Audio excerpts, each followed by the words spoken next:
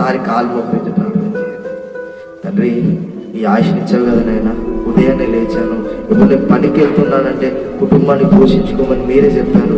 పోషించుకోవడానికి మీ మాట ప్రకారం వెళ్తున్నాను నాయన, మీ మాటను నేను విలువనిస్తున్నాను నాయన. ఈరోజు డ్యూటీకి వెళ్తున్నాను నాయన, నేను ఇంట్లో ఉండట్లేదు నాయన, డ్యూటీకి వెళ్తున్నాను. మీరు చెప్పారు కదా కుటుంబాన్ని పోషించుకోమని, మీ మాటకు నేను విలువనిస్తున్నాను నాయన. సురక్షితంగా తీసుకెళ్ళి ట్రై చేస్తున్నాం, చేయండి. టిఫిన్ పెట్టేసుకుంటాం, ఫోన్ చేసే వాళ్ళు చేస్తూనే ఉంటాం, వెళ్ళేటప్పుడు వెళ్తాము, ఇంటికి రాగానే అందరికి హాయిలు బాయిలు చెప్తూ ఉంటాం. ఒక్కసారి కాలు మోకరించి నాయన, నువ్వు కుటుంబంపై ఈ బాధ్యత అన్నావు కదా, కుటుంబం ఎక్కడెక్కడో ఉన్న మమ్మల్ని కుటుంబంగా చేసి మళ్ళా ఆయుష్ను ప్రాణాన్ని ఇచ్చి ఎన్ని ఇచ్చి ఇదిగో పంపిస్తున్నావు కదా నాయన, ఒక్కసారి కాలు మోకరించి నేను మాట్లాడతాను నాయన అంటున్నావా? నా పని నాది, నా ఉద్యోగం నాది అంటే అయినా కూడా నేను అనాథగా విడవట్లేడు. నీ కుటుంబంలో ఉంది కానీ ఆయన నిన్ను వద్దనట్లేడు, నిన్ను అందరూ చీదరించారు అయినా